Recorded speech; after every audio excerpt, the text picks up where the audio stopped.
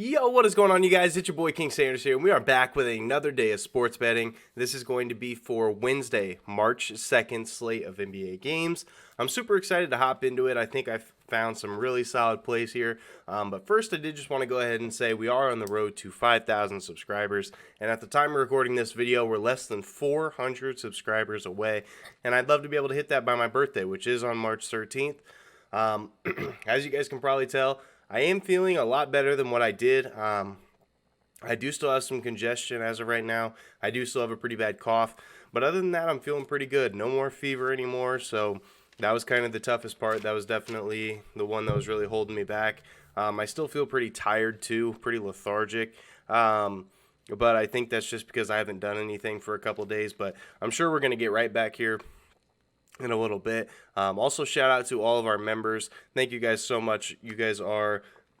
Thank you so much for showing so much support on such a small channel. So yeah, let's go ahead and recap as of yesterday. Pretty good day. We had a 3-1 day. There's only one play that we missed out on, and it was right on the hook. Right on the hook. So we'll go ahead and talk about that play first. We had Kyle Kuzma over 21.5 points versus Detroit, minus 125 odds. That one was so close. He had 21 points, and no joke, he misses a rebound with like 5 seconds left, and they were up by 3, so Detroit would have fouled them, and it would have sent him to the line. So literally, he could have been at the line, potentially making his 22nd and or 23rd point, and he ends up just dropping the rebound, and it goes back to Detroit's hands. And they shoot another 3 right at the buzzer to end it. But then we did have Kevin Huerter under 11.5 points. Dude starts off hot, finishes with 9 points in the first half, and then really slows down and doesn't score anymore, and then ends up actually fouling out of the game. So we got kind of lucky there. And then we had Dallas minus 4 versus the Lakers. A little bit of a sweat, actually. The Lakers kept it pretty close for most of the game, in the second half of the game, and kept it close right down to the wire, but the Mavericks were able to pull through for us. So that one did end up cashing. Then we had Providence plus 10 versus Villanova. The books need to quit showing so much disrespect on Providence. Providence has been a really solid team all year, and they play with a lot of heart, and there's just no reason they should have been double-digit dogs. There's absolutely no reason for it. So let's go ahead and dive into today's plays. Our first play of the day is going to be P.J. Washington under 6.5 rebounds versus the Cleveland Cavaliers, minus 135 odds.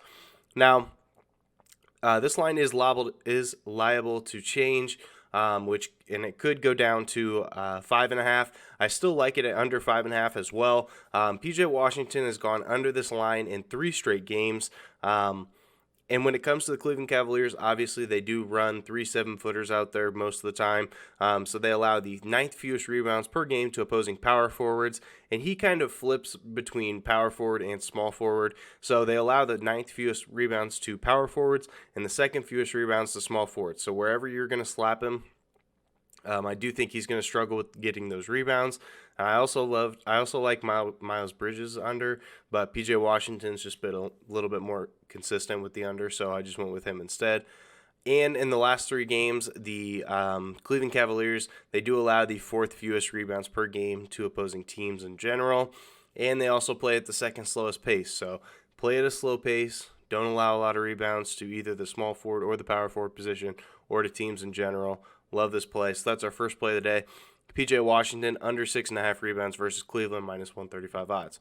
Our second play of the day, we're going back to the well. Back to the guy that made us some money, Tobias Harris, under 15.5 points versus the New York Knicks, plus 100 odds. This is going to be pretty much a copy and paste from the other video not too long ago. He's gone under in 4 of his last 5. They obviously just traded for James Harden. He's going to be taking a lot more shots.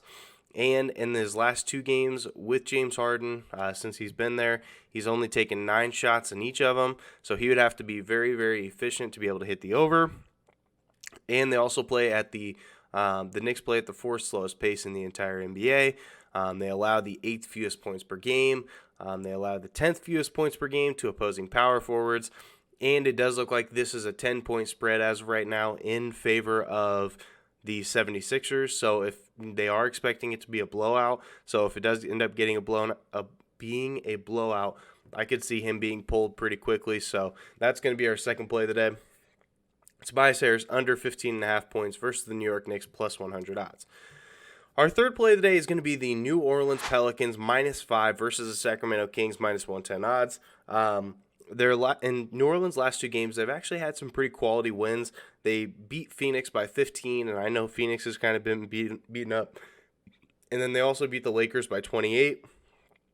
Now, I know that's not super impressive, but they are, starting to build some momentum. So that's kind of what we love to see. They are starting to get things going here. And as a home favorite this year, New Orleans is 5-2-1 against the spread. And so I do think we see some more of that as well.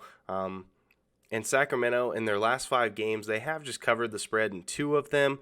Really starting to try to figure things out with Sabonis and Fox and how everything's going to be working out. And as a road underdog this year, Sacramento is just 9-13 against the spread. So I really think that New Orleans does have a pretty good shot here against the Sacramento Kings. So that's going to be our third play of the day. New Orleans -5 versus Sacramento -110 odds.